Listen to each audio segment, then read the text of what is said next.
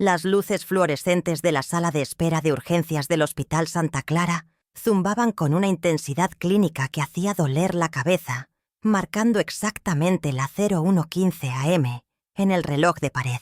El olor a antiséptico barato y café quemado impregnaba el aire, pero lo que realmente me revolvía el estómago no era el ambiente estéril, sino la actuación digna de un premio que mi nuera, Valeria, estaba protagonizando en el centro del pasillo.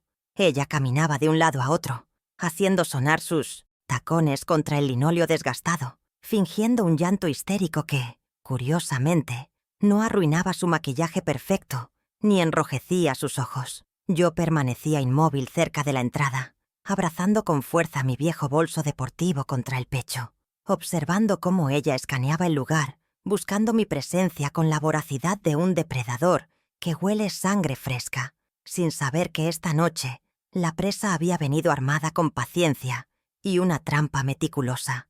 Al verme, Valeria se detuvo en seco, y su expresión de angustia fabricada se transformó instantáneamente en una exigencia codiciosa. Extendió la mano con una desesperación que parecía ensayada frente al espejo, ignorando cualquier saludo o protocolo de respeto hacia su suegra. Sus uñas esculpidas, pintadas de un rojo agresivo, apuntaban directamente al bolso que yo sostenía, ese mismo bolso que ella tantas veces había despreciado por ser de una marca genérica y barata. «Dámelo ya, Aurelia». El cirujano dijo que si no pagamos, en 10 minutos, Roberto se muere en la mesa de operaciones. Su voz retumbó en la sala vacía, diseñada para generar pánico, pero yo noté la ausencia de temblor en sus manos y la frialdad calculadora en su mirada. La misma mirada que ponía cuando apostaba dinero que no tenía en sus juegos online. Yo mantuve la postura erguida, sintiendo el peso físico de la bolsa en mis brazos. Un peso que no correspondía a billetes, sino a recortes de periódico y una capa superficial de billetes de $1, cuidadosamente preparados en mi cocina bajo la luz de la nevera hace apenas una hora. Mi silencio pareció enfurecerla más que cualquier grito. Ella esperaba a la viuda asustada y sumisa que siempre manipulaba, no a esta mujer que la miraba con la serenidad de quien ha verificado cada dato. Respiré hondo, controlando el ritmo de mi corazón que quería galopar, y recordé que la ira es un lujo que no me podía permitir si quería ejecutar mi plan a la perfección. Primero necesito ver a mi hijo. Valeria, nadie paga por un fantasma, respondí con un tono sereno, casi metálico, negándome a entregarle el control de la situación. La presión social comenzó a aumentar tal como Valeria lo había planeado. 2 enfermeras que cuchicheaban detrás del mostrador de triaje levantaron la vista, escandalizadas por lo que parecía ser una madre tacaña, negándole ayuda a su hijo moribundo. Un guardia de seguridad, con el uniforme mal abotonado, dio un paso vacilante hacia nosotras, claramente incómodo, pero listo para intervenir si el drama familiar escalaba. Valeria, percibiendo que tenía audiencia, elevó el volumen de su performance, girándose para que todos pudieran ver su supuesta desesperación. ¿Prefieres tu dinero a la vida de tu hijo? Eres un monstruo, Aurelia. Se está desangrando, y tú te preocupas por tus ahorros, gritó ella, lanzando una acusación venenosa, diseñada para quebrantar mi voluntad mediante la vergüenza pública. Sin embargo, sus palabras rebotaron contra mi determinación, endurecida por años de turnos dobles en la panadería y sacrificios silenciosos que ella nunca agradeció. Yo sabía exactamente cuánto valía cada centavo que ella exigía y sabía que Roberto no estaba en ningún quirófano. Apreté el asa del bolso, sintiendo la textura rugosa del tejido, un ancla sensorial que me mantenía en el presente mientras mi mente repasaba los $25,000 que ella pedía, una cifra que representaba el 40% de todo lo que me quedaba para sobrevivir mis últimos años con dignidad. No era solo dinero lo que ella intentaba robar esta noche, era mi seguridad, mi futuro y el respeto que merecía como madre y mujer. Pero hoy, la balanza de poder estaba a punto de inclinarse hacia el lado de la verdad. Valeria intentó acortar la distancia física, invadiendo mi espacio personal con el olor dulzón de su perfume caro, un contraste ofensivo con el ambiente estéril del hospital. Intentó arrebatarme el bolso con un tirón brusco, pero mis manos, fortalecidas por décadas de amasar pan, no cedieron ni un milímetro. ¿Crees que estoy jugando? Dame el dinero o le digo a Roberto que le deseaste la muerte, susurró con veneno, bajando la voz para que solo yo escuchara la amenaza real, revelando su verdadera naturaleza extorsionadora lejos de los oídos de las enfermeras. Esa frase, cargada de malicia, fue la confirmación final que necesitaba, el error táctico que su arrogancia le impidió ver. Creía que yo era débil, pero no sabía que estaba siendo grabada. En ese instante de tensión máxima, donde sus ojos destilaban odio puro y los míos reflejaban una calma glacial, decidí que era el momento de mostrar la primera carta de mi baraja. No grité, no lloré y no me defendí de sus insultos. Simplemente levanté mi mano izquierda, la que no sostenía el bolso, y giré la pantalla de mi teléfono hacia su rostro. La luz del dispositivo iluminó nuestras facciones en la penumbra del pasillo, actuando como un faro de realidad en medio de su teatro de mentiras. No había mensajes de pánico ni aplicaciones bancarias abiertas en mi pantalla, solo una interfaz oscura con números rojos contando segundos. Valeria frunció el ceño, confundida por un segundo, intentando procesar lo que sus ojos veían. Una llamada activa que llevaba exactamente 15 minutos en curso, con el altavoz silenciado pero el micrófono abierto. En la parte superior de la pantalla se leía claramente el destinatario de esa llamada. 911, en línea. El color abandonó su rostro tan rápido que por un momento pareció que ella era la paciente de urgencias, y su boca se abrió ligeramente sin emitir sonido. El objeto pista brillaba entre nosotras como una advertencia silenciosa. Cada amenaza, cada mentira sobre la salud de Roberto y su intento de extorsión habían sido transmitidos en tiempo real a las autoridades que ya estaban en camino. La policía está escuchando, Valeria, y el sargento Méndez, a quien le encantan mis empanadas, ya debe estar estacionando afuera, dije con una suavidad aterradora, disfrutando del momento en que el miedo real reemplazó a su actuación. Mientras ella retrocedía un paso, tambaleándose sobre sus tacones, el sonido de sirenas distantes comenzó a filtrarse a través de las puertas automáticas del hospital, rompiendo el silencio de la madrugada.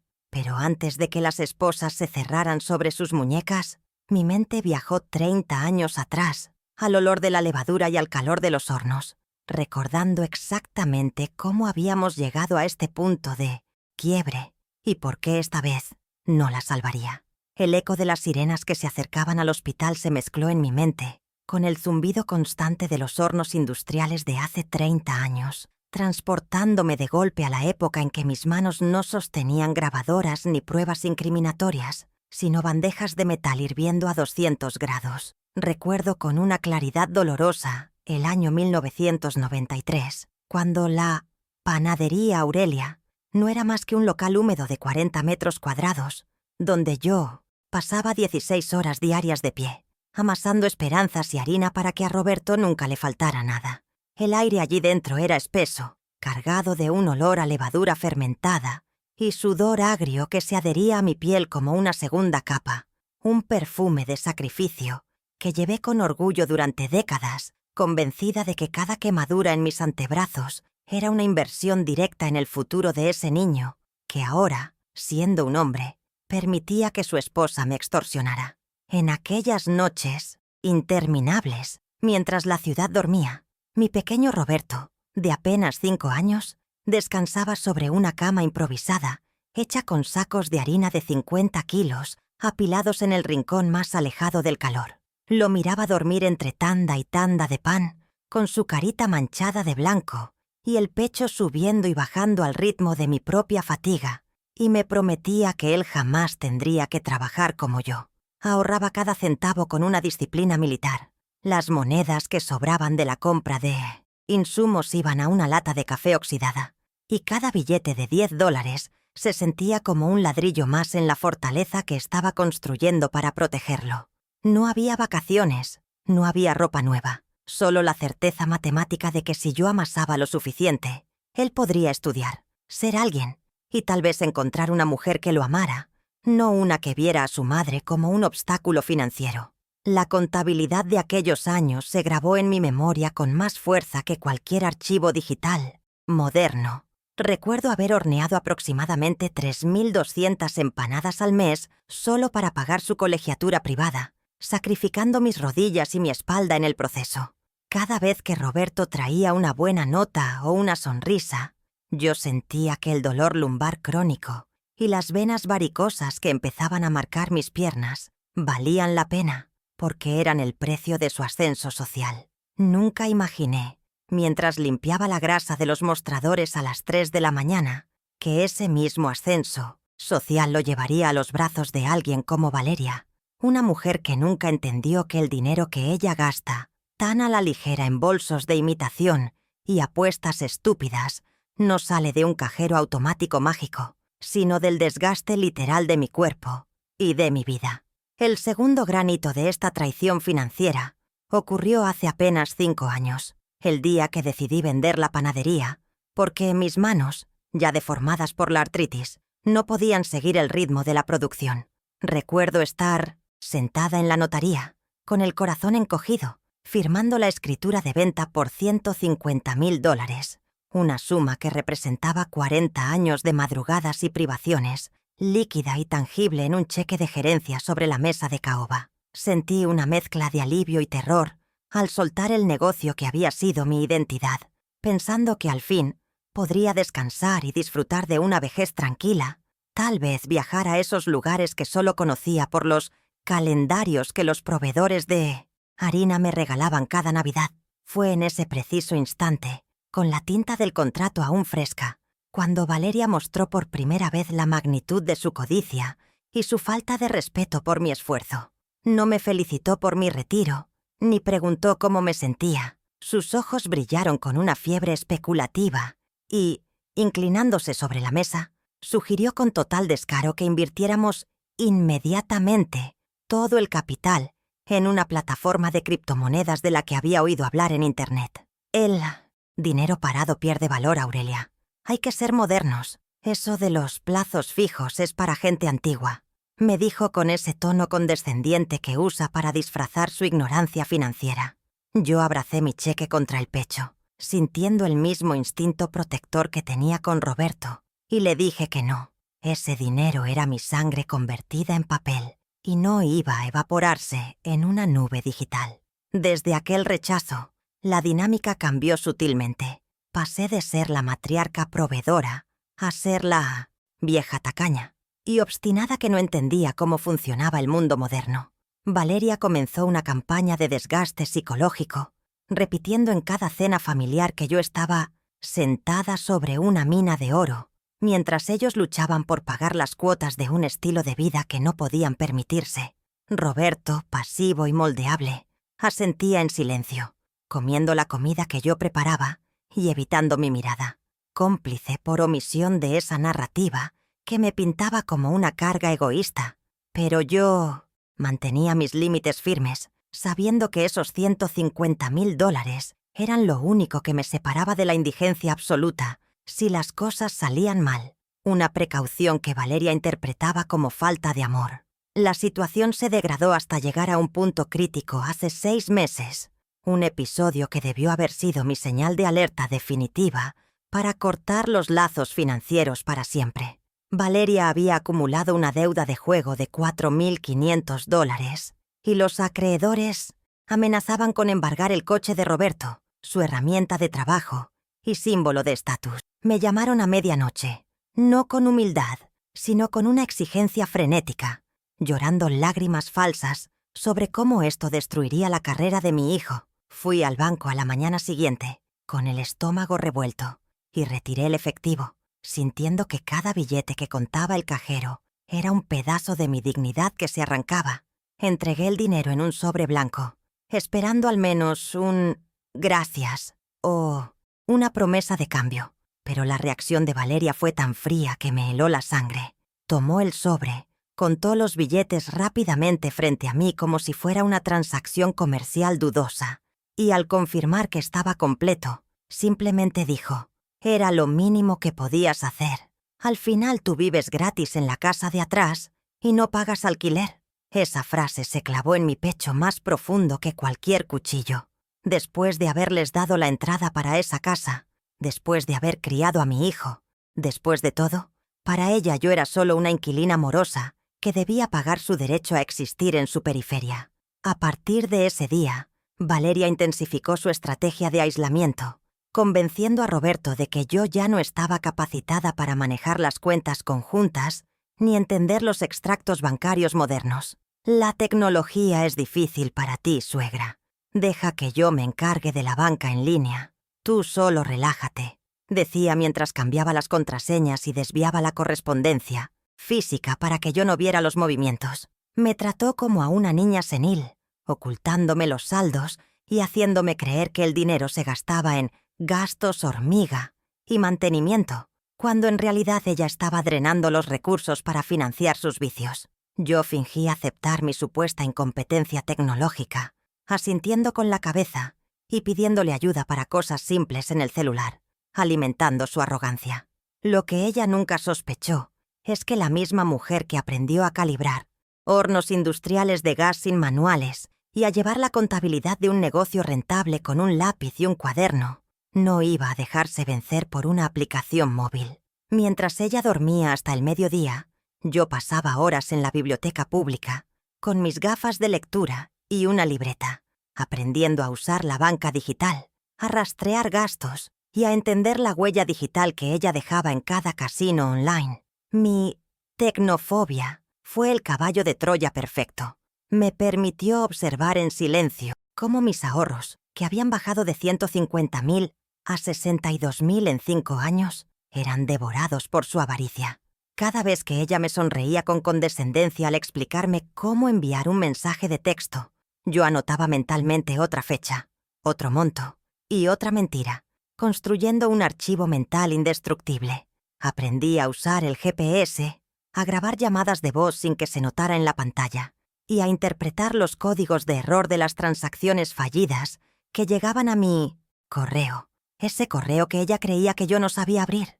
La viuda indefensa que ella creía dominar era, en realidad, una auditora implacable que estaba esperando el momento justo para presentar el balance final, y su error fatal fue subestimar la paciencia de quien ha esperado toda la noche a que la masa suba.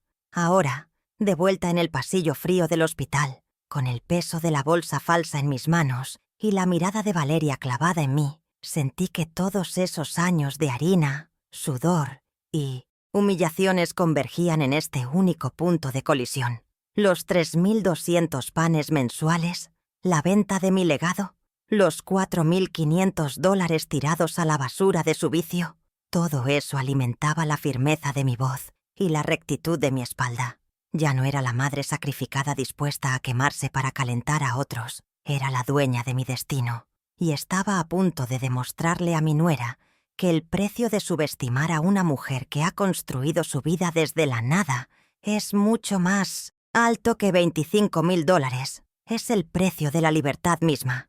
Todo comenzó con un silencio sepulcral en mi habitación, esa quietud densa de la medianoche que solo es interrumpida por el zumbido ocasional del refrigerador en la cocina contigua.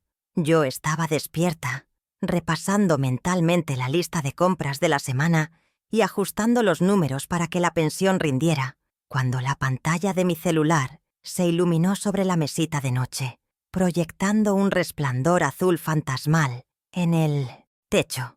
No fue una llamada, sino una vibración corta y agresiva, seguida de un segundo zumbido que indicaba urgencia, rompiendo la paz de mi santuario personal. Mi corazón dio un vuelco instintivo, ese miedo ancestral de las madres que temen a las noticias nocturnas, y mis manos, torpes por la artritis y el sueño, tantearon en la oscuridad hasta encontrar el dispositivo frío y liso que traía la tormenta a mi casa. Me coloqué las gafas de lectura con dedos temblorosos y desbloqueé la pantalla, entrecerrando los ojos ante el brillo repentino que hería mis retinas acostumbradas a la oscuridad. El mensaje de texto había llegado exactamente a las 00:05 am y el nombre del remitente parpadeaba con una insistencia cruel. Valeria Nuera. El contenido era breve, redactado con una economía de palabras diseñada para causar el máximo impacto visceral.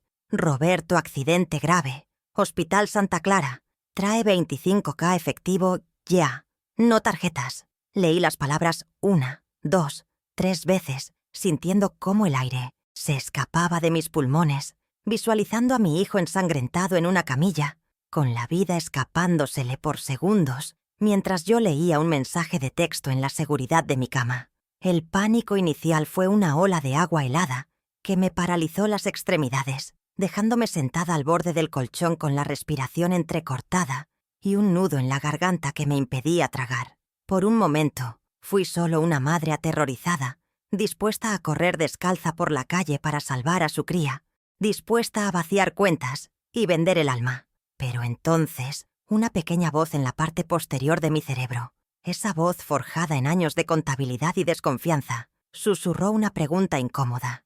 ¿Por qué efectivo? En un hospital de urgencias, donde los seguros y las tarjetas de crédito son la norma, la exigencia de $25.000 en billetes físicos sonaba discordante, como una nota falsa en una melodía conocida. Esa incongruencia fue la primera grieta en su narrativa, y me aferré a ella para no ahogarme en la histeria que Valeria esperaba provocar. Respiré hondo, obligando a mi pulso a estabilizarse, y analicé el mensaje con la frialdad de quien revisa una factura sospechosa de un proveedor de harina. «No tarjetas», decía el mensaje. Una instrucción logística absurda para una emergencia médica real, pero perfectamente lógica para una transacción ilícita que no debe dejar rastro bancario. Miré la hora, 00:08 AM. Si Roberto estaba tan grave, ¿por qué no me había llamado un médico? ¿Por qué mi nuera estaba enviando mensajes de texto en lugar de estar gritando por teléfono? La duda, una vez plantada, comenzó a echar raíces profundas. Decidí no responder al texto inmediatamente. En su lugar, marqué el número de Valeria. Necesitaba escuchar el tono de su voz, buscar la verdad en las frecuencias sonoras que el texto ocultaba. Antes de presionar el botón verde de llamada, activé la función de grabación de voz, un hábito que había adquirido en los últimos meses tras sus constantes negaciones sobre préstamos y deudas. El teléfono sonó 3 veces, cada tono alargando mi angustia, hasta que finalmente ella contestó.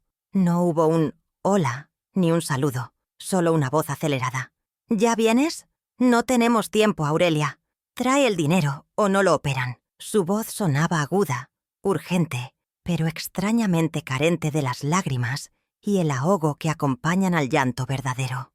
Mientras ella hablaba, soltando una retahíla de términos médicos mal empleados y amenazas veladas, yo cerré los ojos y me concentré exclusivamente en el fondo del audio, ignorando sus palabras para escuchar su entorno. Esperaba oír el caos frenético de una sala de urgencias, sirenas, megafonía llamando a doctores, el pitido rítmico de los monitores cardíacos, el llanto de otros familiares.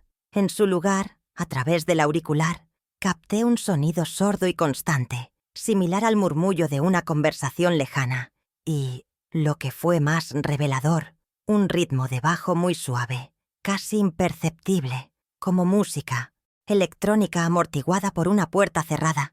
Eso no era un hospital. Sonaba inquietantemente parecido a la sala de espera de un casino o un bar nocturno. «Valeria», la interrumpí con voz firme, probando su reacción. «¿Dónde está el doctor? Pásame con él. Necesito autorizar el procedimiento». Hubo una pausa, un silencio de 2 segundos, donde casi pude escuchar los engranajes de su cerebro, girando para fabricar una excusa. «Está ocupado salvándole la vida a tu hijo, vieja estúpida. No tengo tiempo para tus protocolos. Trae el dinero», gritó ella antes de colgar abruptamente. La llamada duró 45 segundos, pero quedó registrada en la memoria de mi teléfono como la evidencia número 2. Miré el archivo de audio guardado a las 00:10 AM. Su agresividad defensiva y la ausencia de personal médico eran banderas rojas que ondeaban violentamente ante mis ojos. No me levanté para vestirme todavía. En su lugar, encendí la lámpara de la mesita y busqué en mi libreta de teléfonos el número directo del Hospital Santa Clara, un número que tenía anotado desde que Roberto tuvo apendicitis hace 10 años. Mis manos ya no temblaban tanto. La adrenalina del miedo se estaba transformando en la adrenalina de la caza. Marqué el número fijo, sabiendo que esta llamada definiría mi siguiente paso. Si Roberto estaba allí, correría con el dinero. Si no estaba, entonces Valeria había cruzado una línea de la que no hay retorno. El tono de espera del hospital, una melodía clásica enlatada, interrumpida por mensajes de prevención de salud, sonó en mi oído como una tortura lenta durante 2 minutos eternos. Finalmente, una voz cansada y profesional respondió. Recepción de urgencias, Hospital Santa Clara. Buenas noches. Me aclaré la garganta, asegurándome de sonar como una abuela preocupada pero racional. Buenas noches, señorita. Soy Aurelia Gómez. Mi hijo Roberto Gómez supuestamente ingresó hace media hora por un accidente grave. Necesito confirmar en qué sala está. Hubo un sonido de tecleo al otro lado de la línea. Un clac, clac, clac rítmico que golpeaba mis nervios mientras la recepcionista buscaba en la base de datos de admisiones recientes. Esos segundos de silencio administrativo fueron más tensos que cualquier película de suspenso que hubiera visto jamás. Gómez. Roberto, murmuró la recepcionista para sí misma, y luego el tecleo se detuvo. Disculpe, señora. No tengo ningún registro de ingreso con ese nombre en las últimas 6 horas. ¿Está segura de que fue en este hospital? Sentí un frío glacial recorrer mi espalda, pero no era miedo. Era la confirmación de una traición absoluta. Sí, estoy segura de que eso me dijeron.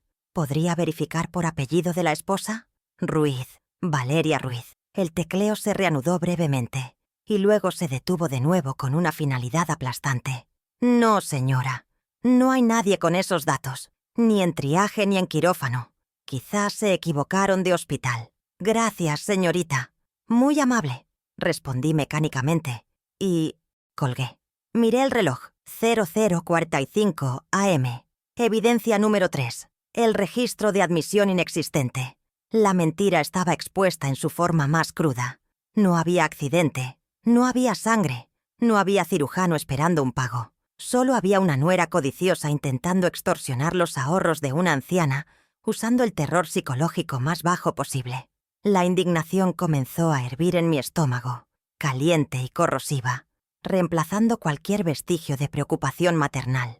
Valeria no solo estaba mintiendo, estaba jugando con lo más sagrado, el vínculo entre una madre y su hijo, para financiar sus vicios. Pero necesitaba una confirmación más, una prueba visual que cerrara el círculo y me diera la certeza absoluta de dónde estaba mi hijo realmente. Valeria siempre se burlaba de mi viejo modelo de iPhone, diciendo que yo solo lo usaba para llamadas y linterna, ignorando que hace meses, durante una de sus clases condescendientes, ella misma había activado la función de compartir ubicación familiar por seguridad. Abrí la carpeta de herramientas, que ella creía que yo nunca tocaba, y pulsé el icono del radar verde, Find My Phone. La aplicación tardó unos segundos en cargar el mapa de la ciudad, con la cuadrícula de calles dibujándose lentamente en la pantalla. El punto azul que representaba mi ubicación parpadeaba en mi casa. Busqué el icono con la foto de Roberto, rezando para que la tecnología no fallara esta noche. Y allí apareció, estático y sereno, no en la dirección del punto Hospital Santa Clara al norte de la ciudad, sino superpuesto casi exactamente sobre mi propio punto azul, en la casa de atrás, en la propiedad anexa que compartíamos. Eran las 00:50 AM. La ubicación GPS era irrefutable. Mi hijo no estaba muriendo en una mesa de operaciones. Estaba durmiendo en su cama, probablemente roncando, totalmente ajeno a que su esposa estaba usando su supuesta muerte inminente para robarme. Mi hijo no está muriendo, está durmiendo, susurré en la soledad de mi habitación, y esa frase se convirtió en mi mantra de guerra. La evidencia número 4 brillaba en la pantalla de mi celular, una prueba digital que desmontaba toda la farsa teatral de Valeria. Sentí una mezcla de alivio inmenso por la seguridad física de Roberto y una furia volcánica por la crueldad moral de Valeria. Ella sabía que yo daría mi vida por él, y había decidido monetizar ese amor, ponerle un precio de etiqueta de $25,000 y cobrarlo en efectivo a medianoche. La audacia del crimen era tan grande que por un momento me dejó sin aliento. Me levanté de la cama y caminé hacia la ventana que daba al patio trasero, observando la casa de huéspedes donde vivían. Estaba completamente a oscuras. El coche de Roberto estaba estacionado en la entrada, confirmando lo que el GPS ya me había dicho. Si hubiera un accidente grave, ese coche no estaría ahí. Todo encajaba. Valeria debía haber salido sola, o quizás estaba llamando desde el coche a unas cuadras de distancia, creando el escenario para su obra maestra de manipulación. Miré la casa oscura y sentí una lástima profunda por mi hijo, durmiendo junto a una enemiga, y una determinación de acero para despertarlo de su letargo. No con gritos, sino con hechos. Regresé a la cama y abrí mi aplicación bancaria, ingresando la contraseña compleja que había memorizado para evitar que Valeria la adivinara. Mis saldos aparecieron en pantalla. Cuenta de ahorros, 62.450. Cuenta corriente, $840. Ahí estaba el objetivo.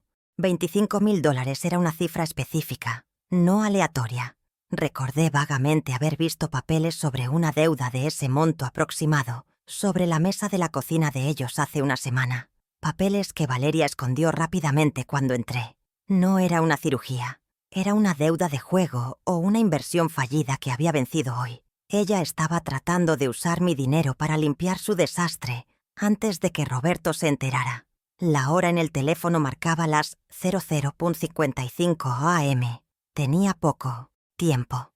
Valeria esperaba que yo llegara al hospital en 10 minutos, histérica, y con el dinero en la mano. Si no aparecía, ella sospecharía. Si la llamaba para confrontarla ahora, ella inventaría otra mentira.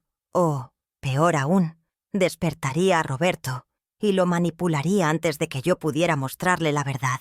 Necesitaba actuar según sus reglas, pero cambiando el final de la historia. No podía quedarme en casa. Tenía que ir al hospital, pero no iría como la víctima propiciatoria que ella esperaba. Iría como el verdugo de su mentira. Me dirigí a la cocina, mis pantuflas arrastrándose suavemente sobre el piso de madera. La luz del refrigerador iluminó la estancia, proyectando sombras largas sobre la mesa donde tantas veces había amasado pan. Esta noche, amasaría un plan diferente. Saqué del cajón de los cubiertos las tijeras de cocina más grandes, las que usaba para cortar el pollo, y busqué en la pila de reciclaje los periódicos de la semana pasada. La idea del dinero de papel periódico se formó en mi mente con una claridad cristalina. Era una metáfora perfecta para el valor de su palabra.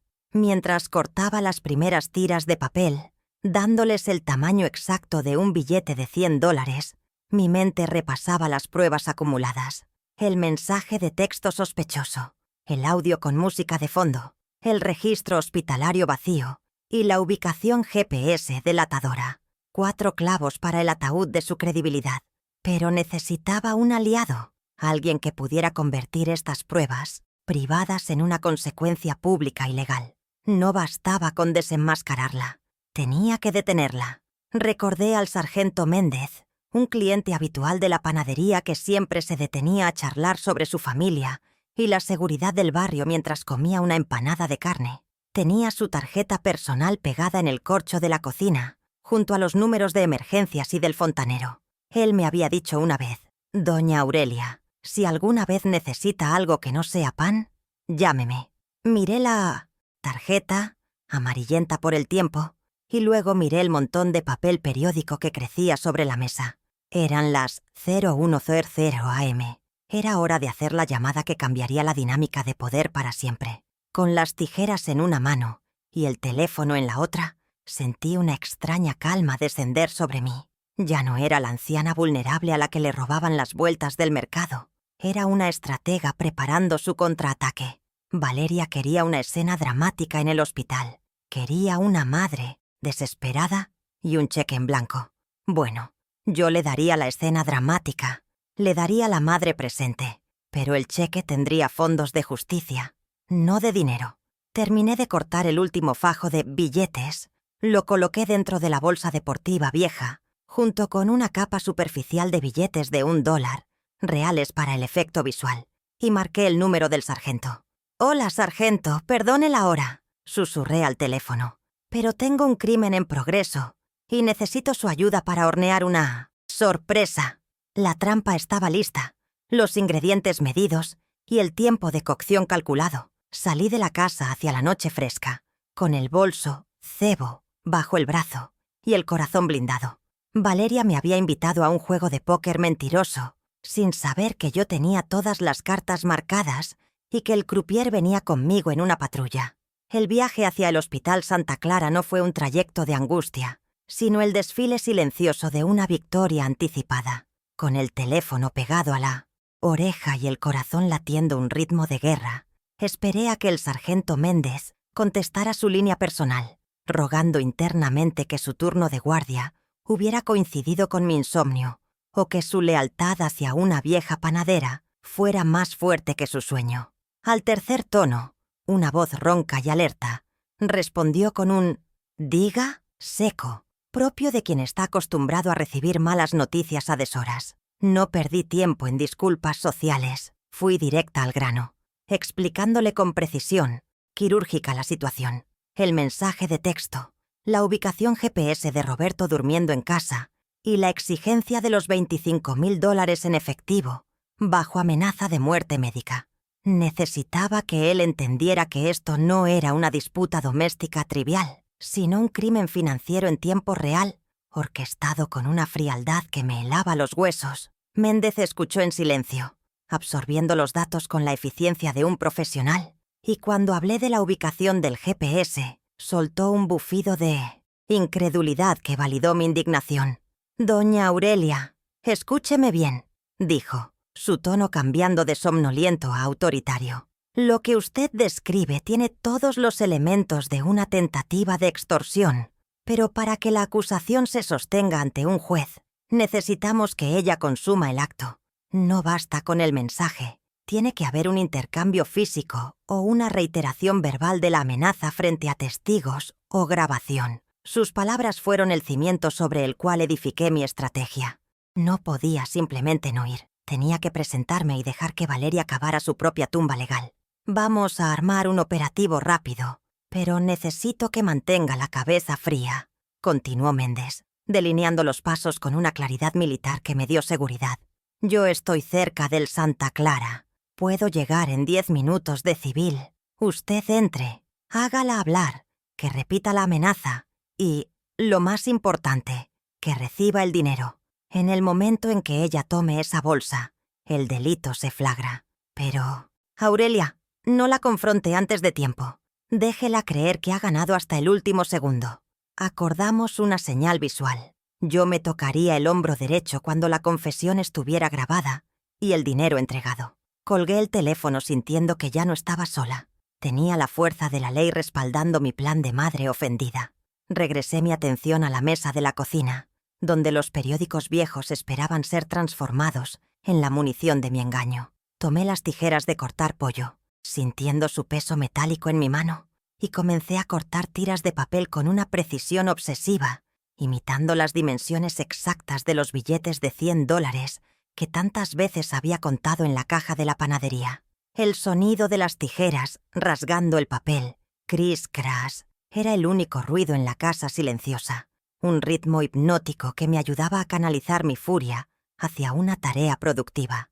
Cada recorte era un no rotundo a sus manipulaciones. Cada tira de papel prensa era una bofetada simbólica a su codicia desmedida. Mientras apilaba los recortes, noté la ironía de los titulares fragmentados que quedaban visibles en los falsos billetes. Noticias sobre crisis económicas, escándalos políticos y ofertas de supermercado. Todo ese caos informativo valía exactamente 0 centavos, pero para Valeria, cegada por la avaricia, representaría la solución a sus deudas de juego. Formé 10 fajos compactos, apretándolos bien para que tuvieran la densidad y el peso correctos. La física del engaño era crucial, porque si la bolsa se sentía demasiado ligera o fofa, ella sospecharía antes de abrirla. Mis manos, expertas en calcular gramos de masa sin balanza, sabían exactamente cómo debía sentirse el peso de la desesperación financiera.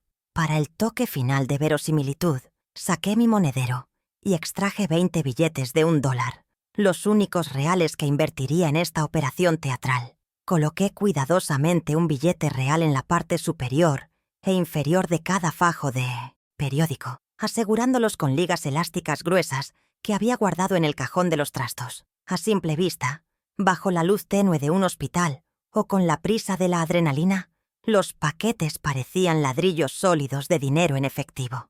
Era una ilusión óptica básica, un truco de magia pobre, pero contaba con el aliado más poderoso de todos, la prisa de Valeria por poner sus manos sobre el botín y huir. Busqué el bolso deportivo viejo en el fondo del armario del pasillo, uno que Roberto usaba en la secundaria para sus entrenamientos de fútbol. Era perfecto, desgastado, anónimo, de un azul oscuro que no llamaba la atención y con una cremallera que a veces se atascaba, lo que podría darme unos segundos extra de tensión si fuera necesario. Metí los fajos dentro, distribuyéndolos para abultar la base, y cerré la cremallera con un sonido definitivo. Al levantar el bolso, el peso era convincente. Se sentía como una carga de responsabilidad, como el peso muerto de una relación familiar que ya no tenía salvación. El siguiente paso técnico era asegurar el registro de audio, mi póliza de seguro contra cualquier mentira futura que ella intentara inventar para Roberto. Aunque tenía el celular, no confiaba plenamente en la tecnología táctil para una situación de alto estrés. Un dedo resbaladizo podría detener la grabación. Fui a mi mesita de noche y saqué mi vieja grabadora de periodista, una reliquia de casete plateada que usaba para grabar recetas y recordatorios. Comprobé las pilas, estaban nuevas. Presioné REC y vi la luz roja encenderse, constante y fiel, acompañada del suave zumbido de la cinta girando. Prueba, 1, 2, Valeria caerá esta noche, susurré, y al rebobinar, mi voz sonó nítida y decidida. Me vestí para la ocasión, eligiendo ropa que proyectara vulnerabilidad, pero que me permitiera movilidad.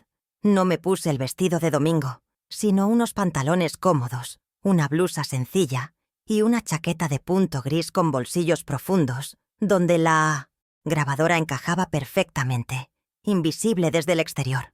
Me calcé mis zapatos ortopédicos más resistentes, sabiendo que podría pasar horas de pie o tener que caminar rápido. Al mirarme al espejo del recibidor, no vi a una anciana asustada. Vi a una actriz preparándose para el papel de su vida, ensayando la expresión de angustia que Valeria esperaba encontrar para bajar la guardia. Antes de salir, hice una última ronda de seguridad por la casa.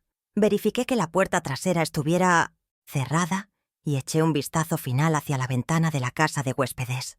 Todo seguía oscuro y en silencio. Roberto dormía, protegido por mi vigilancia y ajeno a la tormenta que se avecinaba sobre su matrimonio. Sentí una punzada de dolor por él, por el despertar brutal que tendría mañana, pero lo suprimí rápidamente. Protegerlo ahora significaba destruir la mentira en la que vivía, y eso requería una mano firme, no paños calientes. Tomé las llaves del coche, el bolso con el dinero falso y mi teléfono, y salí a la noche fresca. El aire de la madrugada me golpeó la cara, limpiando los últimos restos de sueño. Subí a mi viejo sedán. El motor arrancó con un rugido familiar y, mientras salía de la entrada, miré el reloj del tablero. 01:05 AM. Iba con tiempo perfecto. El trayecto al hospital duraría 10 minutos. Conduje por las calles vacías de la ciudad, respetando cada semáforo, aunque mi instinto me pedía acelerar. No podía permitirme un error de tráfico ahora. Necesitaba llegar, íntegra y centrada. La ciudad dormía bajo un manto de neblina ligera, indiferente al drama que se desarrollaba en mi vida, y esa soledad me dio una extraña sensación de poder. Mientras conducía, realicé una auditoría mental de mis finanzas por enésima vez, reafirmando mi motivación. $62,000. Eso era todo lo que tenía. Si cedía hoy, mañana serían otros 10,000, y luego la casa. Y finalmente, mi dignidad. Recordé la cara de Valeria cuando me pidió los 4,500 hace 6 meses. Esa mezcla de exigencia y desprecio. Nunca más. Apreté el volante con fuerza, sintiendo cómo mis nudillos se ponían blancos. Esta noche, el flujo de dinero se cerraba para siempre, y la única divisa que se intercambiaría sería la verdad pura y dura. Empecé a anticipar los movimientos de Valeria como si fuera una partida de ajedrez mental. Ella estaría en la sala de espera, probablemente cerca de la entrada para interceptarme. Intentaría aislarme de la recepción para que no preguntara por Roberto. Usaría la presión del tiempo, se muere ya, para evitar que pensara. Mi contraataque debía ser la resistencia pasiva. Pedir ver al médico, pedir ver a mi hijo, hacer preguntas estúpidas de anciana para forzarla a improvisar mentiras cada vez más grandes y grabables. Tenía que ser el muro contra el que ella se estrellara. Al divisar el letrero luminoso de «Urgencias» del Hospital Santa Clara, sentí un escalofrío, pero no de miedo, sino de anticipación. Giré hacia el Mythos-Insistant, estacionamiento, buscando un lugar estratégico que no estuviera demasiado lejos, pero tampoco bajo la luz directa de la entrada principal.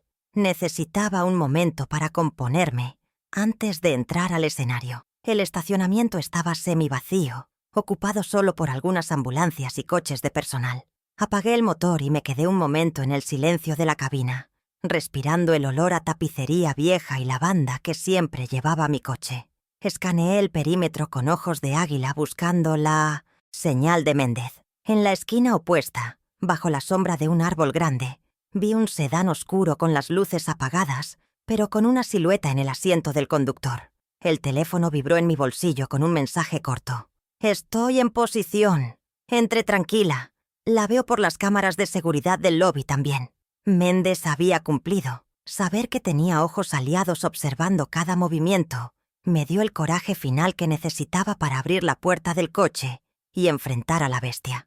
Bajé del vehículo, sintiendo el frescor del asfalto bajo mis pies. Me colgué el bolso al hombro, asegurándome de que pareciera pesado y valioso, abrazándolo contra mi cuerpo con una postura defensiva que gritaba: «Tengo dinero y tengo miedo». Metí la mano en el bolsillo de la chaqueta y deslicé el interruptor de la grabadora. El mecanismo hizo un clic imperceptible. La cinta estaba corriendo. A partir de este segundo, cada palabra de Valeria sería un clavo más en su celda. Caminé hacia las puertas, automáticas de cristal, viendo mi propio reflejo acercarse. Una mujer mayor, pequeña, aparentemente frágil, pero con la mirada de acero de quien ha sobrevivido a crisis peores que una nuera ambiciosa. Las puertas se abrieron con un susurro neumático, y el golpe de aire acondicionado frío y olor a desinfectante me dio la bienvenida. El escenario estaba listo, las luces estaban encendidas y el público involuntario, enfermeras y guardias, estaba en sus puestos. Desde el umbral, la vi inmediatamente. Valeria estaba allí, tal como predije, caminando de un lado a otro como un animal enjaulado, revisando su reloj compulsivamente. Su lenguaje corporal era tenso, no de dolor, sino de impaciencia. Vi cómo sacaba su teléfono, probablemente para llamarme de nuevo y gritarme por la tardanza. Me detuve un segundo, observándola sin ser vista, estudiando a mi enemiga en su hábitat natural de mentiras. Se veía arreglada, demasiado arreglada para una emergencia de madrugada, con el cabello perfecto y ese bolso de imitación colgando del brazo. Decidí mi táctica de entrada. No entraría acusando, entraría preguntando. Sería la madre confundida que necesita guía, obligándola a ella a tomar el mando, y con ello, la responsabilidad del delito. «Vamos, Aurelia», me dije a mí misma. «Haz que se confíe, dale la cuerda para que se ahorque». Ajusté mi expresión facial, dejando caer los hombros y permitiendo que la preocupación genuina por la situación, aunque no por la mentira, se reflejara en mi rostro. Avancé los últimos pasos hacia el área iluminada, haciendo ruido deliberadamente con mis zapatos para alertarla de mi presencia. Ella giró la cabeza, y nuestros ojos se encontraron. Vi el alivio momentáneo en su mirada al ver el bolso en mis brazos, seguido inmediatamente por esa máscara de tragedia que se colocó en una fracción de segundo. La función había comenzado. Me preparé para recibir el primer impacto de su manipulación, sabiendo que mi silencio y mi aparente sumisión eran las armas más peligrosas que llevaba esa noche. Mientras ella abría la boca para gritar, yo apreté la grabadora en mi bolsillo una vez más, asegurándome de que la rueda giraba, capturando no solo el sonido, sino la caída inminente de su imperio de engaños. Estaba a punto de transformar una sala de espera en un tribunal, y ella ni siquiera sospechaba que el juicio ya había empezado. Cuando Valeria se abalanzó sobre mí en el vestíbulo, su actuación de nuera desesperada fue tan convincente que, Por un segundo, casi dudé de mis propios datos, sintiendo el impacto visceral de su falsa angustia chocando contra mi pecho. Ella no esperó un saludo. Sus manos, con esa manicura perfecta de $80 que yo había financiado indirectamente, fueron directas a las asas del bolso deportivo, tirando con una fuerza y una codicia que desmentían su supuesta debilidad por el llanto.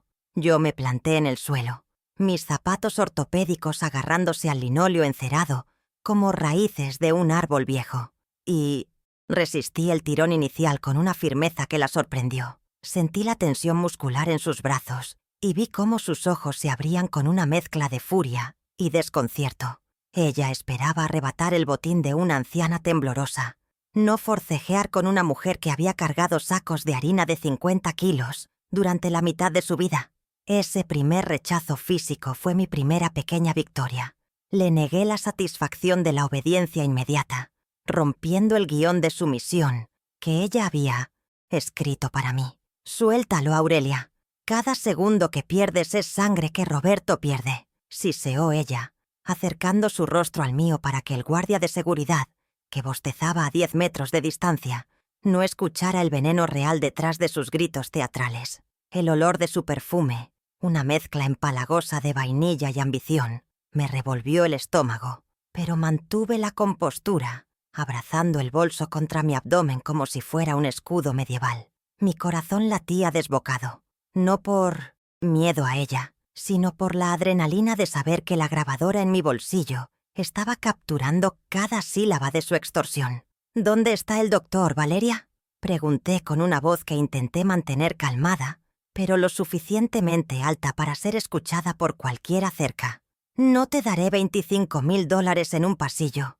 Quiero entregárselos al cirujano en la mano y quiero un recibo».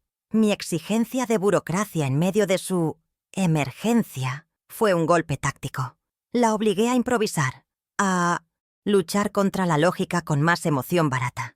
Valeria retrocedió un paso, pasándose la mano por el cabello en un gesto de frustración exagerada, y cambió de táctica al ver que la intimidación física no funcionaba. Sus ojos se llenaron de lágrimas instantáneas, un truco que siempre le funcionaba con mi hijo, y su voz se quebró calculadamente. «¿Un recibo? ¿Tu hijo se muere? ¿Y tú quieres un recibo para tus impuestos? Eres increíble, Aurelia. Por eso Roberto siempre dice que te importa más el dinero que la familia». La acusación dolió, no porque fuera cierta, sino porque sabía que ella usaba esas mentiras para envenenar mi relación con él. Sin embargo, en lugar de defenderme o llorar, aproveché su volumen para mirar hacia el mostrador de triaje. Una enfermera de turno nocturno, con ojeras profundas y uniforme azul, levantó la vista de su monitor, atraída por el escándalo. Esa mirada ajena era exactamente lo que necesitaba. Un testigo imparcial que validara la escena, alguien que pudiera testificar que yo estaba allí, dispuesta a pagar, y que Valeria era la que impedía el acceso al paciente. «¡Señorita!», llamé a la enfermera, ignorando los intentos de Valeria de bloquear mi línea de visión. «¿Podría llamar al doctor que atiende a Roberto Gómez? Traigo el pago para la cirugía». Valeria se congeló. Su pánico fue visible en la tensión repentina de su mandíbula y en la forma en que sus ojos dartaron de mí a la enfermera como un animal acorralado. Ella sabía que en el momento en que el sistema hospitalario real interviniera, su mentira de emergencia vital se desmoronaría en 1000 pedazos. Antes de que la enfermera pudiera responder o levantarse de su silla, Valeria me agarró del brazo con una fuerza dolorosa y me arrastró hacia una columna lateral, lejos del mostrador, susurrando con una intensidad febril: «¡Cállate! Es un cirujano privado que viene de fuera. No está en la nómina del hospital. Si haces preguntas, se va y Roberto muere. Es una operación bajo. Cuerda para saltarnos la lista de espera, vieja estúpida». Esa nueva mentira, improvisada sobre la marcha, fue tan absurda que casi me hizo sonreír. Sugerir una cirugía clandestina en un hospital público a la 1 de la madrugada era insultar mi inteligencia, pero asentí lentamente, fingiendo que su explicación tenía sentido para mi mente de anciana. «Entiendo. Es irregular», murmuré. bajando la cabeza para ocultar la satisfacción en mis ojos. Entonces, si te doy este dinero ahora mismo, ¿tú se lo das a él y operan a Roberto inmediatamente? Necesitaba que ella verbalizara el contrato fraudulento, que confirmara la relación directa entre el dinero y la supuesta acción médica. Valeria, creyendo que finalmente me había doblegado, relajó los hombros y suspiró con alivio, un sonido que la grabadora captó con claridad cristalina. Sí, Aurelia, exacto. Me das la bolsa, yo subo, pago y salvan a tu hijo. Es así de simple. Deja de complicarlo todo. La confesión estaba grabada. La transacción estaba definida. Pero yo necesitaba tensar la cuerda un poco más, llevarla al límite de su codicia para que el clímax fuera devastador. Me toqué el hombro derecho, la señal acordada, aunque sabía que Méndez quizás no tenía línea de visión directa detrás de la columna, pero el gesto me sirvió para centrarme. ¿Y si no es suficiente?, pregunté, aferrándome al bolso una vez más, fingiendo una duda de último minuto. ¿Y si pide más? Solo traje lo que pediste. Los ahorros de toda mi vida. Valeria miró la bolsa con un hambre voraz, casi salivando al imaginar los fajos de billetes que solucionarían sus deudas de juego. Es suficiente, te lo juro. Solo dámelo ya, insistió, extendiendo las manos con las palmas hacia arriba, en un gesto de súplica que mezclaba mendicidad y amenaza. En ese momento, la dinámica de poder se invirtió completamente. Ella, la joven fuerte y moderna, estaba rogando. Yo, la vieja obsoleta, tenía el control total. Aproveché ese instante de silencio, tenso para mirar alrededor, asegurándome de que el escenario estaba listo para el acto final. El hospital seguía su ritmo lento de madrugada. El zumbido de las máquinas expendedoras, el paso lejano de una camilla, el guardia volviendo a su revista. Nadie sospechaba que en esa columna se estaba cometiendo un crimen. Valeria interpretó mi vacilación como miedo a perder el dinero y decidió lanzar su última carta, la más cruel de todas. Si no me das eso en 10 segundos, Aurelia, voy a llamar a Roberto, si es que puede hablar, y le diré que estuviste aquí y te negaste a pagar. Le diré que dejaste que muriera por tacaña. Nunca verás a tus nietos, si es que algún día tenemos. Te morirás sola en esa casa grande y nadie irá a tu funeral. Sus palabras fueron dardos diseñados para acertar en mis mayores miedos, pero esa noche mi piel se había vuelto impermeable. En lugar de herirme, su amenaza sobre futuros nietos confirmó que no había límites morales para ella. Sentí una calma fría, absoluta, descender sobre mí. Ya no había duda, ni culpa, ni lástima. Ella había elegido este camino. «Está bien, Valeria», dije con voz derrotada, comenzando a desabrochar lentamente la cremallera del bolso deportivo.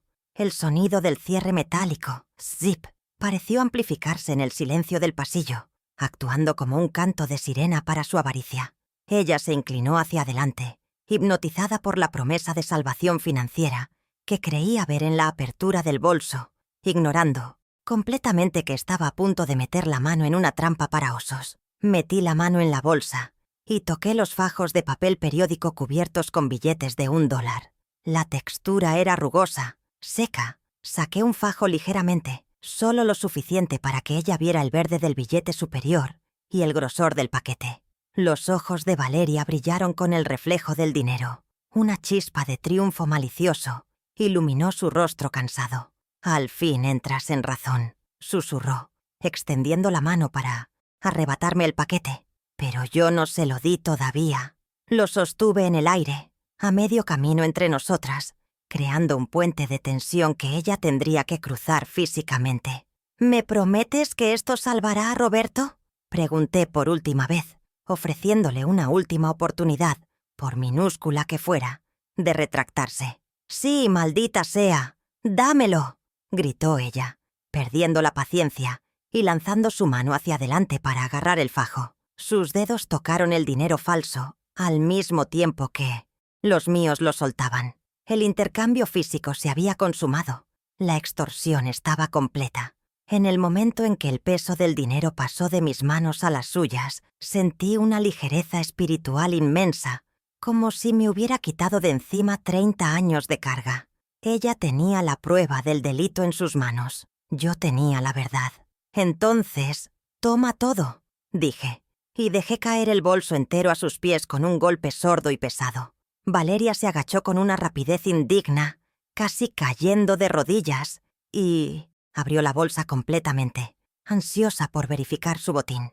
Mientras ella hundía las manos en los fajos de papel, yo di un paso atrás, creando distancia de seguridad.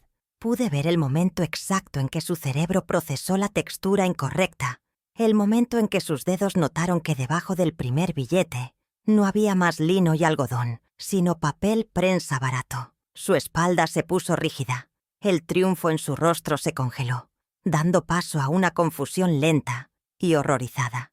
Ella levantó un recorte de periódico, donde se leía claramente un anuncio de oferta de detergente, y me miró desde el suelo, con la boca abierta, incapaz de articular palabra. «¿Qué es esto?», balbuceó, con la voz temblorosa, sosteniendo el recorte como si fuera un objeto alienígena. Yo la miré desde mi altura, sintiéndome gigante. «Es el valor exacto de tu palabra, Valeria», respondí con serenidad implacable. Papel mojado y mentiras. En ese instante, el sonido de pasos pesados y rápidos se acercó desde la entrada. No necesité mirar para saber que el sargento Méndez y su equipo, o al menos los guardias de seguridad alertados por el protocolo, estaban cerrando el cerco.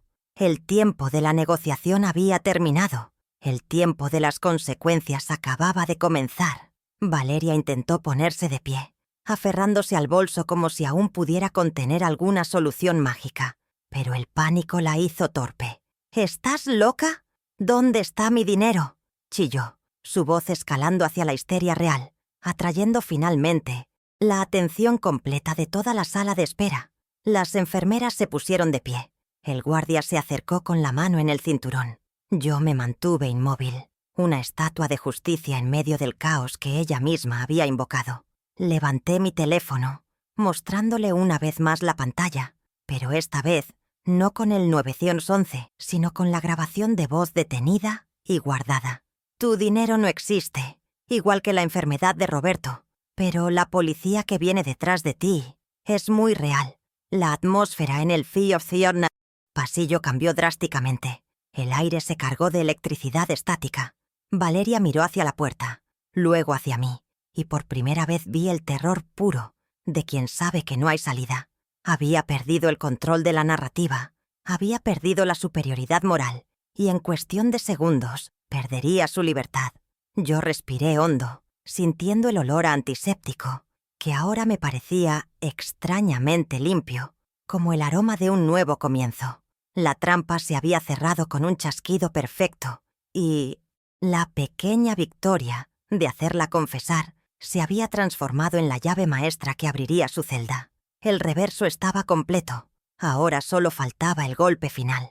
El sonido de los recortes de periódico cayendo al suelo fue como una lluvia seca y patética. Un crujido de papel barato que rompió el hechizo de tensión en la sala de espera, revelando la farsa en su forma más cruda. Valeria se quedó paralizada un instante, con las manos llenas de ofertas de supermercado y noticias viejas, mirando el desastre a sus pies como si su mente se negara a aceptar que el dinero mágico no iba a materializarse. Pero el shock duró poco. Su instinto de supervivencia, ese mismo que la llevaba a apostar el dinero de la hipoteca, se activó con una violencia repentina. Se puso de pie de un salto, pateando los papeles lejos de ella, y su rostro se contorsionó en una máscara de indignación fingida, apuntándome con un dedo acusador, mientras buscaba desesperadamente la complicidad de las enfermeras, que nos observaban estupefactas desde el mostrador. «¡Está demente!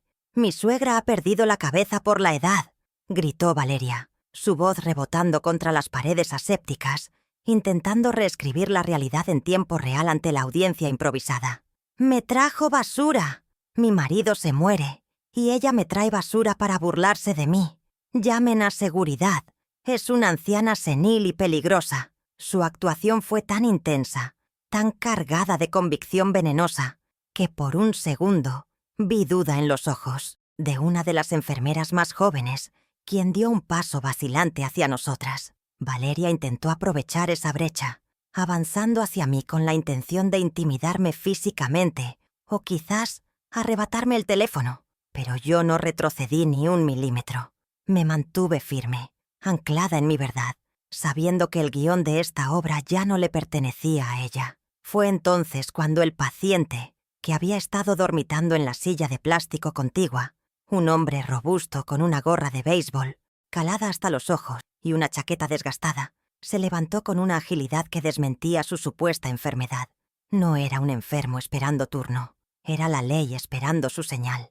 El sargento Méndez se quitó la gorra con un movimiento fluido y sacó su placa dorada del bolsillo interior de la chaqueta, alzándola para que brillara bajo las luces fluorescentes. «Nadie está demente aquí, señora Ruiz, excepto tal vez quien cree que puede extorsionar a una madre en un hospital público», declaró con su voz de barítono, proyectando una autoridad que cortó los gritos de Valeria como un cuchillo caliente atraviesa la mantequilla. El cambio en la atmósfera fue instantáneo y palpable. El aire se volvió denso, cargado de la gravedad de las consecuencias legales inminentes. 2 agentes uniformados, que habían estado esperando discretamente fuera de las puertas automáticas, entraron a paso rápido, sus botas golpeando el suelo con un ritmo marcial que sonaba a justicia.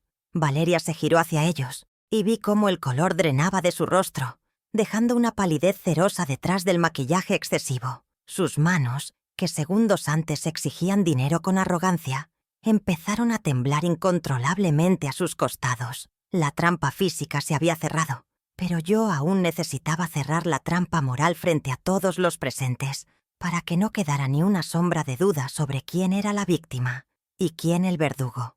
«Oficiales, aseguren el perímetro, pero dejen que la señora termine su espectáculo», ordenó Méndez, posicionándose estratégicamente entre Valeria y la salida.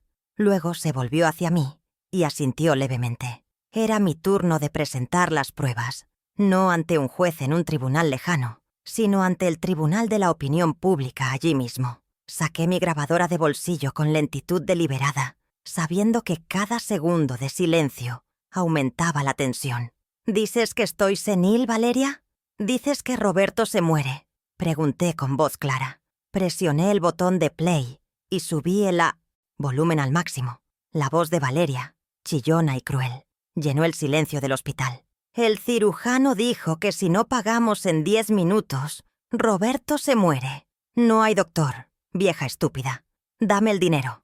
La grabación resonó con una claridad devastadora, contrastando brutalmente con la mujer asustada que ahora jadeaba en el centro de la sala. Las enfermeras se llevaron las manos a la boca. El guardia de seguridad negó con la cabeza, disgustado. La prueba auditiva desnudó su alma ante extraños, revelando la frialdad de su cálculo. Valeria intentó balbucear una excusa, algo sobre contexto o nervios, pero sus palabras se ahogaron en su propia garganta. No había contexto que justificara desear la muerte o admitir la inexistencia del doctor. La vergüenza pública comenzó a quemarle la piel. Vi cómo bajaba la mirada, incapaz de sostener el contacto visual con el personal médico que ahora la miraba con absoluto desprecio. Pero no había terminado. Necesitaba clavar el último clavo en el ataúd de su credibilidad. Levanté mi teléfono de nuevo, mostrando la pantalla con la aplicación de rastreo GPS todavía activa.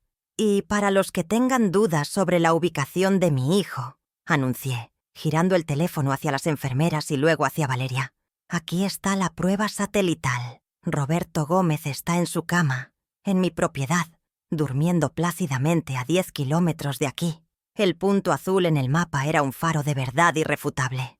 «No hay accidente, no hay quirófano. Solo hay una deuda de juego que tú querías pagar con mi jubilación. La revelación del motivo real, el juego», causó un murmullo de repudio colectivo en la sala. Valeria, acorralada y desesperada, cometió su último error táctico. Intentó meter la mano en su bolso de diseñador falso, quizás para buscar su propio teléfono y borrar evidencias o llamar a Roberto para manipularlo antes de que nosotros pudiéramos hablar con él. «Tengo que llamarlo. Ustedes no entienden», gritó. Pero el sargento Méndez fue más rápido. Interceptó su muñeca con un movimiento profesional y firme antes de que ella pudiera tocar el dispositivo. «Ese teléfono es evidencia material De un delito de extorsión, señora. Queda incautado ahora mismo, dijo Méndez, arrebatándole el celular y metiéndolo en una bolsa de plástico transparente para pruebas que sacó de su cinturón. Valeria Ruiz, continuó Méndez, recitando sus derechos con una cadencia monótona pero aterradora. Queda detenida por tentativa de extorsión, agravada, simulación de delito y alteración del orden público.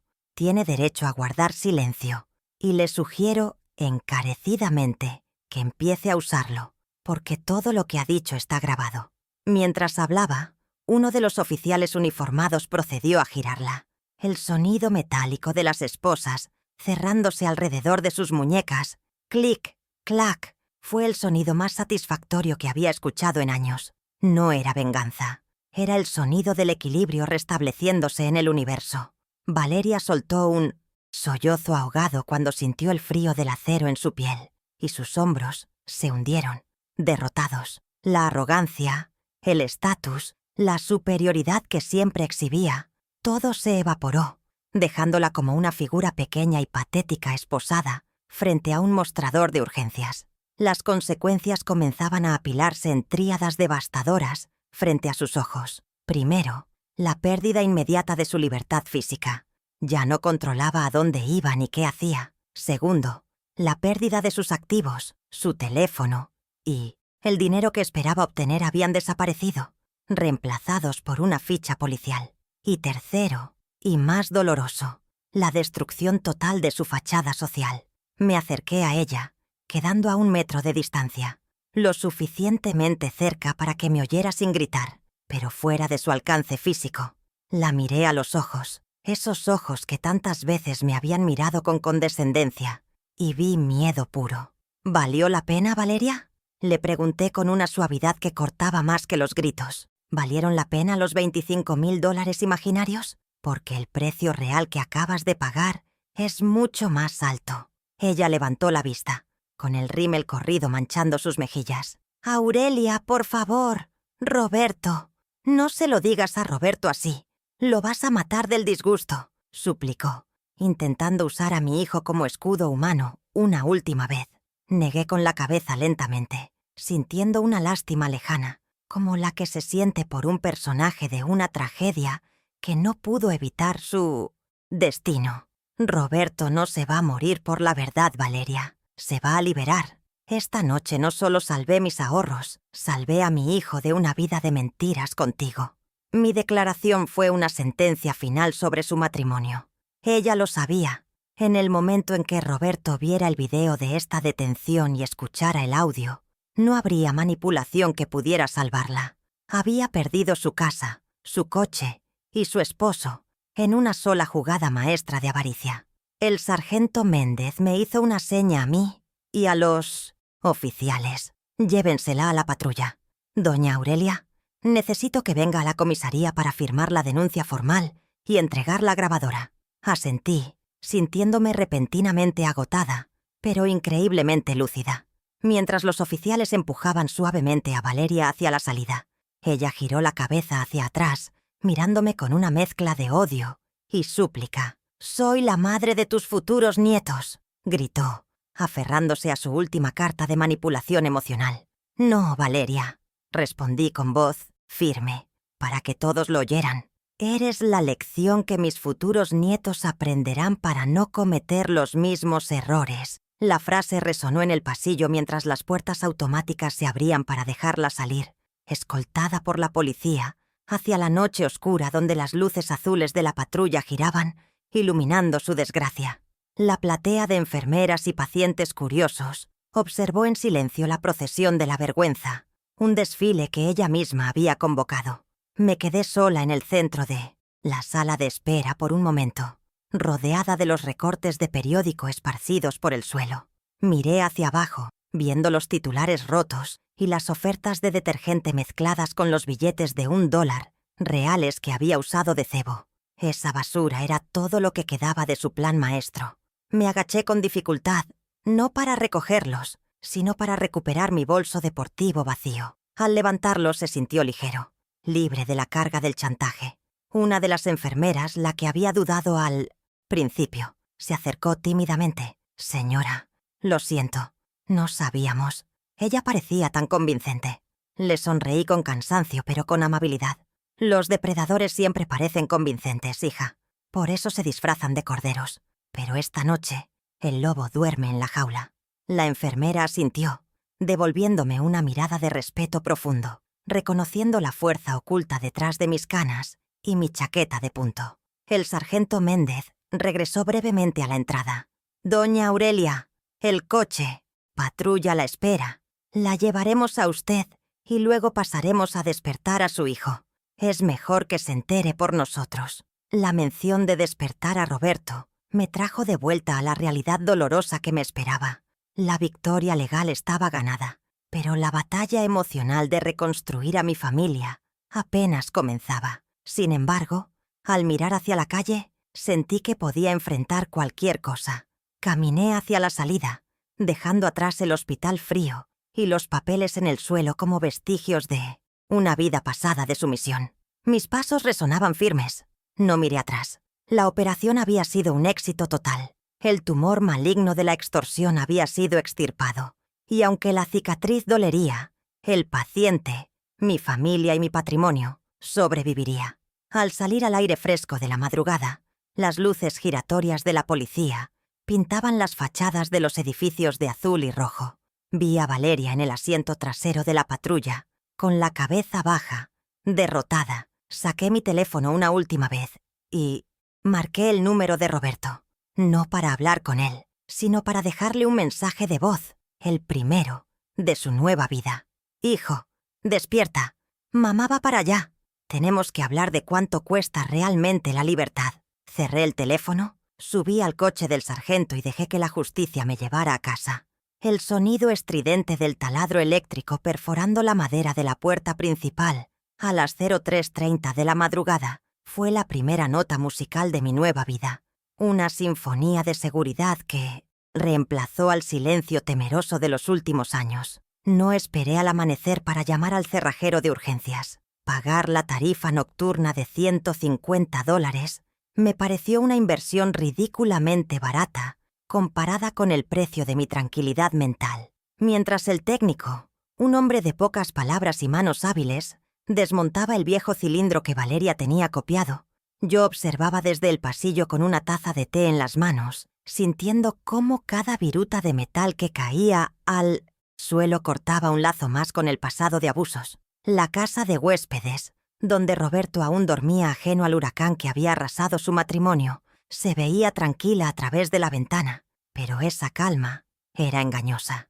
Yo estaba a punto de entrar allí para detonar la bomba de verdad que había traído conmigo desde el hospital, armada no con explosivos, sino con un video de alta definición y una determinación inquebrantable.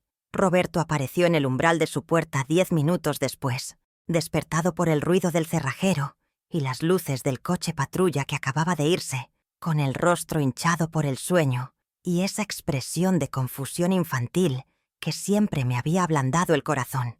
«¿Mamá? ¿Qué pasa? ¿Por qué hay un cerrajero a esta hora? ¿Dónde está Valeria?», preguntó, frotándose los ojos, buscando instintivamente a su esposa para que le tradujera la realidad, como había hecho durante años. Verlo así, tan vulnerable y dependiente, me provocó una punzada de dolor, antiguo, pero esta vez no corrí a consolarlo, ni a prepararle el desayuno para suavizar el golpe. Me mantuve de pie en el patio, bajo la luz fría del porche, y le hice un gesto seco para que entrara a la cocina principal. «Siéntate, Roberto. Valeria no vendrá. Hoy la realidad te la voy a explicar yo, y no te va a gustar, pero te va a salvar». Se sentó a la mesa de madera, la misma donde yo había cortado los periódicos horas antes, y notó la ausencia de su esposa y la rigidez de mi postura. Sin decir una palabra, saqué mi teléfono y lo coloqué frente a él, reproduciendo el video que el sargento Méndez me había enviado como respaldo. La imagen de Valeria esposada, gritando insultos y confesando que no había doctor ni enfermedad, solo deudas de juego. El sonido de los gritos de su mujer llenó la cocina, rebotando en los azulejos. «¡Dámelo ya, vieja estúpida! ¡No hay doctor!». Observé cómo la cara de Roberto pasaba de la incredulidad al horror absoluto. cómo su piel se volvía gris al comprender que la emergencia médica, por la que él supuestamente estaba muriendo, no era más que una estafa orquestada mientras él roncaba. Sus manos temblaron al intentar tocar la pantalla, como si quisiera detener la verdad, pero el video siguió implacable hasta el final, mostrándola entrando en la patrulla como una criminal común. Cuando el video terminó, un silencio pesado cayó sobre la cocina, solo roto por el zumbido del refrigerador y la respiración entrecortada de mi hijo. Levantó la vista hacia mí, con los ojos llenos de lágrimas, esperando quizás que yo le dijera que era una pesadilla o que yo lo solucionaría pagando la fianza. «Mamá, yo no sabía, te lo juro que no sabía», balbuceó, buscando refugio en su ignorancia habitual. Pero yo no estaba dispuesta a aceptar la incompetencia como excusa nunca más. «Lo sé, Roberto. No sabías porque elegiste no mirar. Dejaste que ella manejara todo, que me aislara, que me robara, mientras tú dormías tranquilo. Tu pasividad fue su cómplice». Mis palabras fueron duras, necesarias. Un bisturí abriendo una herida infectada para que pudiera sanar de verdad. Me acerqué a él, no para abrazarlo, sino para establecer las nuevas leyes de este reino recuperado. «Escúchame bien, porque no lo voy a repetir», le dije, apoyando las manos sobre la mesa e invadiendo su espacio personal con una autoridad que él no recordaba en mí. «Las cerraduras han cambiado. Tu esposa está detenida y he solicitado una orden de alejamiento que incluye esta propiedad. Tienes 2 opciones y tienes que decidir ahora, antes de que salga el sol». Roberto me miró aterrorizado, dándose cuenta de que la red de seguridad de «Mamá resuelve todo» había desaparecido. Opción 1.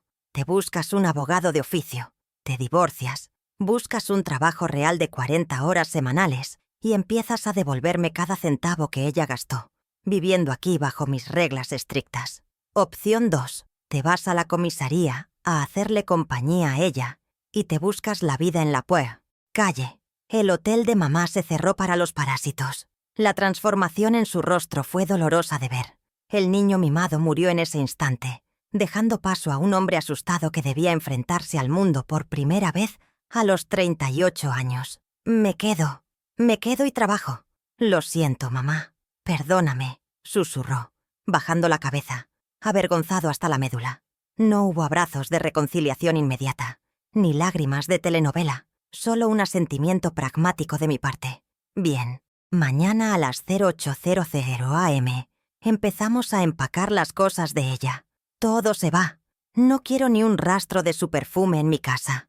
Esa noche no dormí, pero tampoco sentí cansancio. Pasé las horas revisando mis cuentas bancarias, cambiando contraseñas y estableciendo un presupuesto de guerra para recuperar lo perdido, sintiéndome por primera vez en años la capitana de mi propio barco. Las semanas siguientes fueron un torbellino de limpieza física y emocional. Llenamos 20 cajas de cartón con la ropa, los zapatos y los bolsos falsos de Valeria, y ver cómo el camión de mudanzas se llevaba sus pertenencias fue casi tan satisfactorio como verla entrar en la patrulla. La casa de atrás, que antes era un territorio hostil donde yo no era bienvenida, fue desinfectada y pintada de blanco, eliminando la energía densa de sus mentiras. Roberto cumplió su palabra, impulsado por el miedo a perderme y la culpa aplastante. Consiguió trabajo en un almacén de logística, cargando cajas, un trabajo humilde que le enseñó el valor del dinero que antes despreciaba.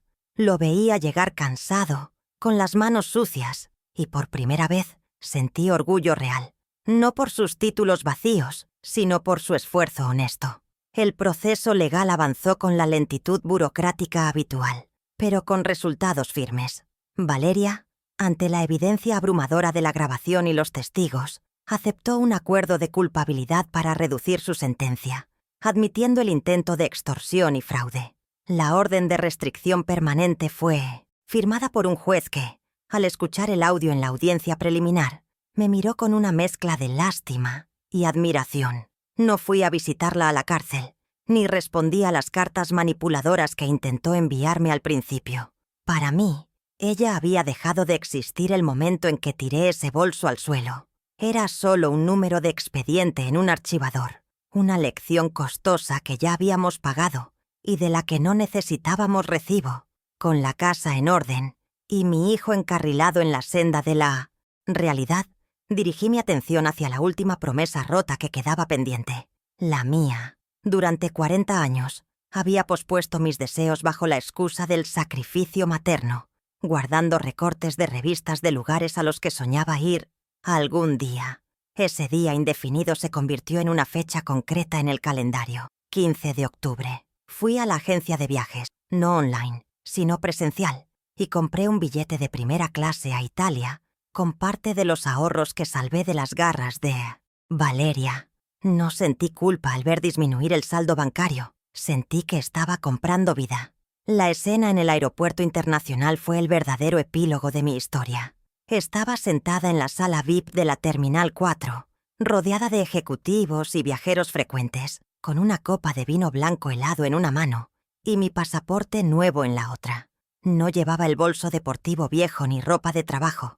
Llevaba un traje de lino elegante y una maleta ligera con ruedas que se deslizaba sin esfuerzo, una metáfora perfecta de mi nueva carga existencial. Miré a través de los ventanales gigantes hacia la pista de aterrizaje, viendo cómo los aviones desafiaban la gravedad, y pensé en las toneladas de masa que había amasado para llegar a este momento de ingravidez. Roberto me había llevado al aeropuerto, despidiéndose con un abrazo torpe pero sincero en la acera de salidas. «Disfruta, mamá. Te lo mereces. Yo cuido la casa», me dijo. Y por primera vez en décadas, le creí. Sabía que no quemaría la casa ni vendería los muebles. Había aprendido que la red de seguridad ya no era elástica. Yo estaba sola, pero no sentía soledad. Sentía una plenitud expansiva, la certeza de que mi identidad no terminaba en ser madre de o viuda de, sino que empezaba ahora, a los 68 años, como una mujer dueña de su destino y de su dinero. Di un sorbo al vino, saboreando las notas frutales y el gusto dulce de la victoria.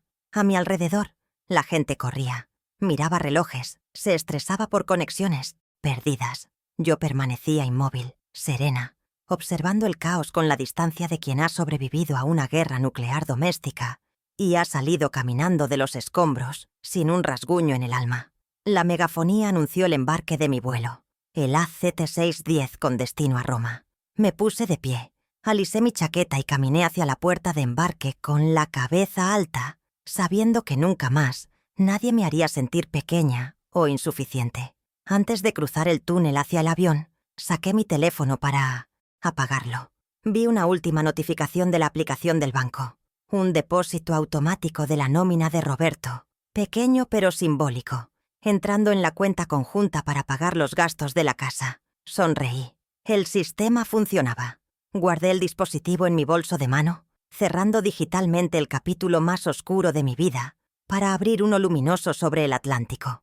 La mujer que amasaba pan en la oscuridad había quedado atrás. La viajera que iba a ver el Coliseo acababa de nacer. Mientras el avión despegaba y la ciudad se convertía en una maqueta de luces diminutas bajo mis pies, incluyendo el hospital, la comisaría y mi propia casa. Cerré los ojos y formulé el pensamiento final que resumía todo mi viaje, desde la cocina de madrugada hasta este asiento de cuero. No era rencor lo que sentía, sino una claridad moral absoluta que me guiaría el resto de mis días. Suspiré, liberando el último vestigio de tensión, y me repetí la verdad que me había costado $25,000 y un corazón roto aprender. Una madre daría la vida por un hijo, pero no un centavo por la mentira que lo destruye.